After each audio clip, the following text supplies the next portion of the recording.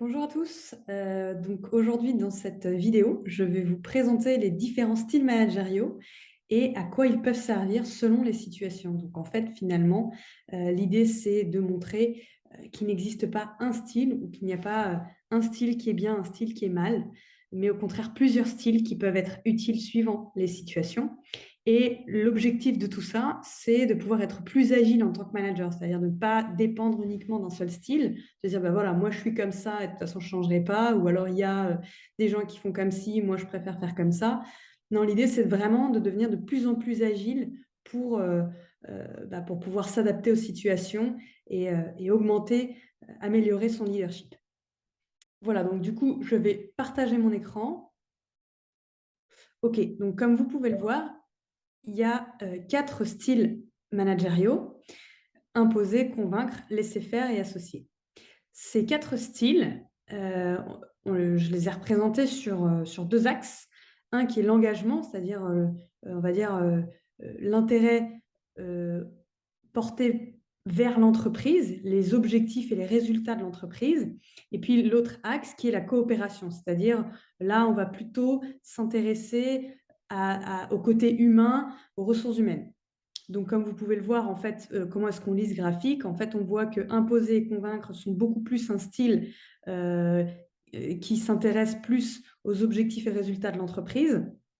Et puis, le style convaincre associé s'intéresse plus euh, au côté coopération, au côté humain de l'équipe. Alors, du coup, en quoi consistent ces 4 différents styles de management? Donc là, je les ai représentés de façon schématique, on va dire. Donc on a le style imposé, pour commencer. Donc celui-là, c'est vraiment un style qui est très intéressé par les résultats de l'entreprise, donc vraiment engagé vis-à-vis de l'entreprise, mais qui est pas trop dans un style de coopération. Donc lui, c'est vraiment un style où le manager, en fait, s'engage beaucoup personnellement. Il assume seul les décisions. Il privilégie l'information plutôt top-down, donc descendante, il va avoir tendance à cadrer les objectifs, mais aussi la méthode et les process, c'est-à-dire comment on fait. Il est très exigeant sur la façon de faire, il est très précis sur les consignes. Et puis, il fait un contrôle régulier pour bien s'assurer que les décisions et la façon de faire ont été mises en place telles qu'il le souhaitait. Et donc, c'est vraiment on est plutôt dans une perspective court terme, à toujours checker ce qui a été fait dans les dernières heures ou dans la dernière semaine. Heu, donc le problème de ce style, on va dire, le côté peut-être négatif de ce style, c'est que, le manager a tendance à, peut-être, toujours reprendre un petit peu le travail des salariés, et du coup, comme c'est pas forcément comme lui l'aurait souhaité, il a tendance à exécuter lui-même les tâches et donc, il peut être, amené du coup, trop exécuter, être moins dans la stratégie, plus dans l'exécution, peut-être, du coup, en conséquence, avoir peut-être un peu ce phénomène de burn-out ou ce phénomène en tout cas d'être surmené et de jamais avoir le temps. Et aussi le côté négatif de ce style, c'est qu'il est un peu trop dans le contrôle et du coup ne privilégie pas trop l'écoute, il n'inclut pas les collaborateurs dans les décisions et dans les façons de faire, donc il ne bénéficie pas de l'intelligence collective. Donc ça, c'est pour le premier style. On va voir après, dans la suite de cette vidéo, en quoi chaque style est intéressant. Donc là, il n'y a pas de critique par rapport à un style plutôt qu'un autre. C'est vraiment essayer de comprendre dans quel moment, dans quel type de situation ça peut être intéressant d'utiliser un style plutôt qu'un autre. Donc le deuxième style, c'est le style convaincre. Donc là, dans le style convaincre, donc si on revient par rapport à la slide précédente, on est un petit peu plus dans de la coopération. Donc là, ce qu'on va aller chercher, c'est d'impliquer un peu plus les collaborateurs, mais on garde encore les décisions par le management. D'accord? Donc le manager est toujours à l'initiative des décisions. Seulement, la différence ici, c'est qu'il est très pédagogue. Il explique beaucoup les pourquoi les décisions ont été prises, quels sont les enjeux, quelles sont les raisons de ces décisions. Il cherche aussi l'interaction en essayant d'avoir un peu ces questions-réponses, d'essayer d'expliquer à chaque fois quand il y a quelque chose peut-être qui a été mal fait, de pouvoir expliquer pourquoi il faudrait le faire autrement.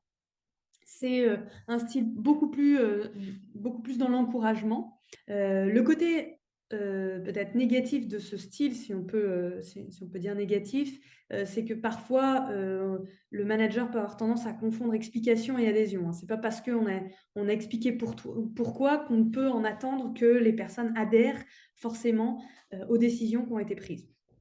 Donc ça peut être un côté négatif. Et puis c'est en termes d'énergie beaucoup plus prenant que le style imposé, par exemple. D'accord? Donc il va y avoir beaucoup d'énergie qui va être mise et du temps à essayer de convaincre, justement, faire adhérer les équipes. Dans le style numéro 3, associé. Donc là, pareil, on essaye, donc si on revient sur les slides d'avant, on essaye pareil d'associer, hein. Dans associé, on essaye d'être aussi dans la coopération, on a souci de l'humain aussi. Et là, la différence avec convaincre, c'est que vraiment, on va associer les collaborateurs dans la décision et la création de process, la création le comment est-ce qu'on fait les choses. Donc là, il y a beaucoup plus d'autonomie. On essaie donc du coup de créer beaucoup plus d'engagement parce qu'en fait là, les collaborateurs sentent qu'ils sont maîtres de leur mouvement, maîtres de leurs décisions, maîtres finalement de ce qu'ils font. Et lorsqu'on a ce sentiment de ne pas être imposé, mais au contraire que l'on est responsable de ce qui nous arrive, eh bien la motivation augmente énormément. On prend les choses clairement autrement en tant que collaborateur. On a le sentiment d'implication va être bien augmenté. Il y a un sentiment de confiance qui va se créer, puisque si on nous donne des responsabilités, ça veut dire qu'on nous fait confiance. Donc forcément, ce climat de confiance, il va être positif. Quand on dit confiance, on s'autorise plus de choses. Le système cognitif des personnes va être favorisé. Donc du coup, tout ce climat de confiance va créer beaucoup plus de capacité dans les collaborateurs à collaborer, à apprendre mieux, à prendre des décisions plus facilement. Ils vont se sentir plus libres, plus en confiance et du coup, ils vont s'autoriser à faire beaucoup plus de choses. Et donc, leur système, on va dire que leurs compétences vont être dupliquées. Là, dans ce style-là, le manager, il va vraiment parler à ses collaborateurs d'égal à égal. Il va essayer de supprimer un petit peu les barrières hiérarchiques qui pourrait y avoir.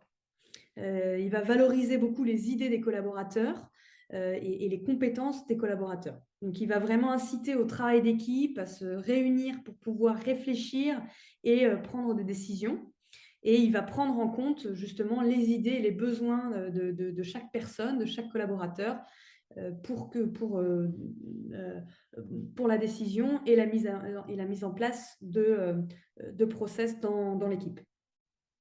Donc là, il est aussi dans de l'aide s'il y en a besoin, voire même parfois de faire pour les autres, parce que généralement, ce type de management, s'il est dans son extrême, c'est souvent par peur de peut-être dire non ou pour éviter des désaccords.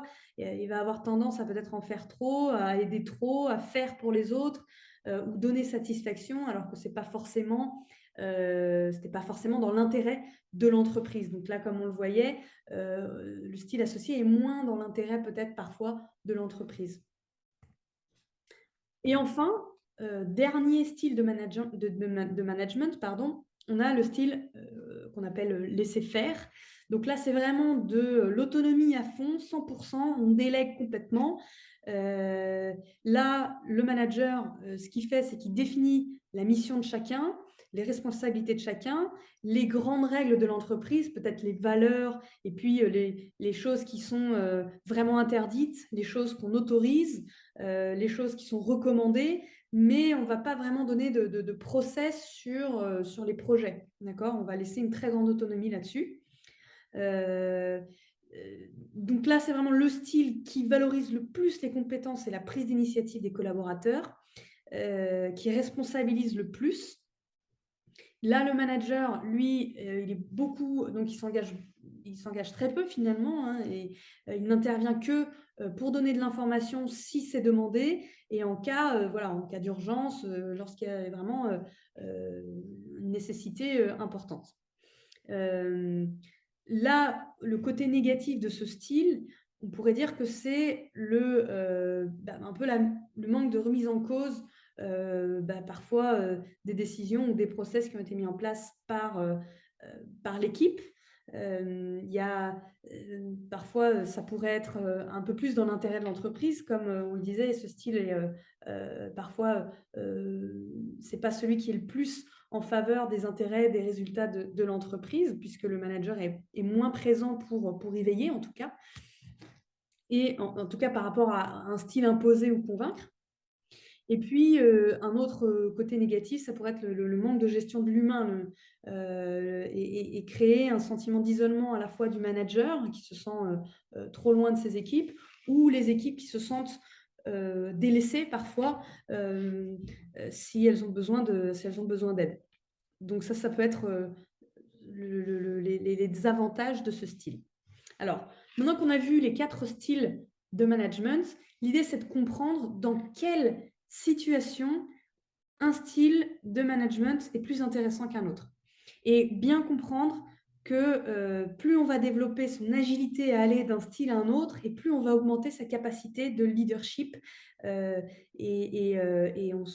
finalement, l'efficacité de l'équipe va être bien supérieure. Donc, là, ces styles, je les ai représentés sur un autre axe qui va être un axe motivation versus compétence. Donc là, l'idée, c'est qu'on va essayer de comprendre euh, euh, en fonction des motivations des collaborateurs ou des compétences des collaborateurs, quel est le style le plus intéressant. Donc, par exemple, si on va chercher le style convaincre, le style convaincre va être très intéressant pour des collaborateurs qui sont hautement motivés, mais peu compétents. D'accord?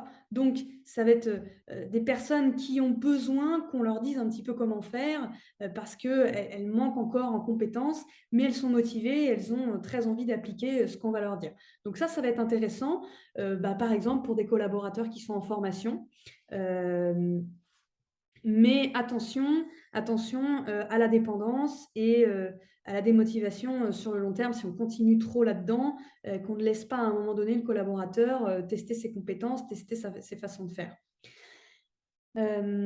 C'est intéressant aussi pour un collaborateur qui manque de confiance, il est compétent mais il manque de confiance. Et donc au début pour lui montrer un petit peu ce dont nous on a besoin et pour que le collaborateur sache comment s'adapter en fonction de ses compétences mais aussi de ce que la hiérarchie demande. Le style laisser faire, là ça va être vraiment intéressant pour des personnes très motivées et très compétentes. Donc là on peut complètement déléguer, on peut complètement laisser faire parce qu'on sait qu'on a des personnes sur qui on peut vraiment compter, elles sont compétentes, elles sont motivées, donc tout va bien. Faut quand même faire attention à pas oublier les collaborateurs, faire un suivi de temps en temps, s'assurer que tout va bien, s'assurer qu'ils n'ont pas besoin d'aide. Il faut faire attention tout de même à ce que les collaborateurs ne soient pas trop sollicités. C'est vrai que si on ne fait pas trop de suivi, on risque de déborder, d'en demander trop. On perd un petit peu cette notion de qu'est-ce qui est possible de faire, quelle est la limite, et donc peut-être de dépasser leurs limites et justement on va dans des risques psychosociaux, des burn-out, des choses comme ça. Le style associé est intéressant lorsque l'on a des collaborateurs qui sont démotivés mais compétents. Et donc là, justement, de les responsabiliser, de leur donner un petit peu leur mot à dire, de les impliquer dans les décisions, dans les process, ça va permettre d'une part de les responsabiliser, mais en plus peut-être de répondre à une démotivation qui a pu avoir lieu justement parce qu'ils ne se sentaient pas impliqués. Et là, eux peuvent apporter peut-être des solutions qui leur paraissent qui leur paraissent peut-être plus appropriées et du coup, ça va relancer la machine, ça va relancer la motivation parce qu'ils vont avoir trouvé des méthodes, des process qui leur conviennent mieux et hop, ça y est, on remotive le collaborateur. Là, il faut quand même, le danger ici, c'est, de bien voir si la compétence est là ou pas. La compétence, ça peut, c'est pas parce qu'il a 20 ans d'expérience qu'il est compétent. C'est est-ce qu'il est compétent sur ce problème en question sur lequel on est en train de parler ou pas? Est-ce qu'il a la maturité sur ce projet? Oui ou non? C'est vraiment là, hein. C'est vraiment il faut faire la part des choses. Parfois, un jeune stagiaire peut avoir tout à fait la compétence sur ce projet ou cette problématique en question et sur, d'autres sujets ne pas l'être. Donc vraiment prendre au cas par cas suivant la problématique qu'on aborde. Et enfin, on a le style enfin le style imposé, qui, correspond, bah, pour, des situations, de collaborateurs démotivés et incompétents. Donc justement là, quand on est, bah, finalement un peu en dernier recours, le style imposé fonctionne bien dans ces cas-là. Bon après on pourrait, se poser peut-être la question: «Est-ce que ça vaut le coup de les garder dans l'entreprise?» mais, lorsqu'il est démotivé, et qu'il est en plus incompétent, on ne peut pas compter sur cette personne pour en plus apporter des solutions, donc on est un petit peu obligé de les imposer. C'est intéressant aussi comme style, lorsque, on est dans une situation d'urgence, un cas d'extrême urgence où il faut prendre des décisions très rapidement et là, le style imposé est vraiment très intéressant parce que c'est vraiment le plus rapide des styles. Donc quand on doit gérer une situation comme ça en toute urgence, bah, finalement, c'est quand même le plus agile et le plus, facile à mettre en place. Voilà, donc j'espère que, cette, vidéo, vous a plu, que ça va vous inciter à peut-être, être, plus vigilant sur, votre propre style. Essayez de vous poser la question, «Quel est mon style, favori? Est-ce que j'ai un style parmi ces 4 styles qu'on a, présentés? Est-ce qu'il y a un style qui est plus important, plus fréquent chez moi?» Du coup, peut-être de se poser la question, bah, de se rendre compte finalement des avantages et des inconvénients de son propre style managérial et de voir, peut-être d'essayer d'aller, travailler sur des situations, de se poser la question: «Dans quel type de situation je pourrais aller travailler, d'autres styles managériaux?» et essayer de travailler sur des cas concrets pour pouvoir du coup augmenter votre leadership. Donc, si vous voulez travailler votre style managérial, votre leadership plus en profondeur avec un coach, je vous mets en bas de la vidéo, en description, le lien de mon site internet sur lequel vous pouvez prendre rendez-vous pour pouvoir faire des séances de coaching individuel avec moi euh, et travailler votre style managérial. Voilà, je vous souhaite une bonne journée et à bientôt.